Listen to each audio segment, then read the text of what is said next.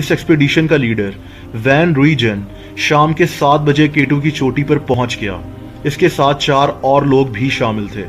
दुनिया का दूसरा ऊंचा तरीन मकाम, अंधेरा और सर्दी ऐसी कि लोगों के जिस्म अकड़े हुए थे और इस हालत में केटू से नीचे उतरना बेहद खतरनाक था। इनको नीचे कुछ टॉर्च लाइट्स नजर आ रही थीं।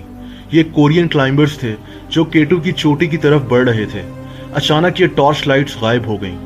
वैन रूइजेन को काफी परेशानी हुई, लेकिन ये लोग नीचे उतरना शुरू हो गए। जिस बर्फ के पहाड़ के नीचे रॉल्फ बे आकर दब गया था, उसी बर्फ ने हिफाजती रस्सियों को भी तबाह कर दिया था। ये लोग अब बढ़ चुके थे। नेपाल का एक कोपहमा ज्यूमिक भोटे केटू के एक खतरनाक तरीन हिस्से बॉटल नेक में फंस चुका था। ये जगह इंतहाई फिसलने वाली और स्टीप होती है। इसके दोस्त पसंग भोटे ने इसकी मदद करने की कोशिश की, लेकिन ये दोनों अंधेरे में स्लिप हो गए और केटू के बर्फीले पहाड़ में कहीं गिरकर मौत का शिकार हो गए। बॉटल नेक के हिस्से में एक 61 साला फ्रेंच क्लाइंबर भी फंसा हुआ था। इसका नाम ह्यूज डॉबरेट था। इस आदमी की मदद के लिए इसके साथ पाकिस्तानी पोर्टर मेहरबान करीम भी मौजूद था।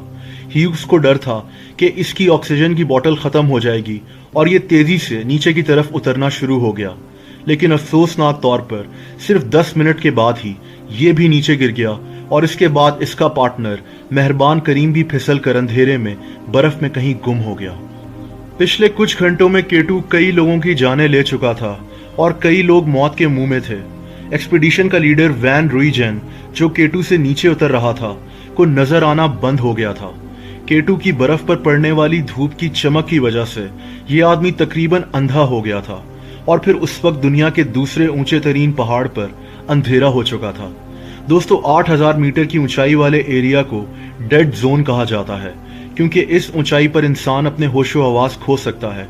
इस ऊंचाई पर खाना हजम करना मुश्किल हो जाता है और ऑक्सीजन ना होने के बराबर होती है।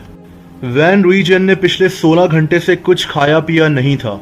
हिफाजती रस्सी भी तकरीबन तबाह हो चुकी थी और इतने अंधेरे में बगैर रस्सी के नीचे उतरना इंतहाई खतरनाक था। अचानक इसकी कमजोर नजर ने 3 कोरियन क्लाइंबर्स को देखा।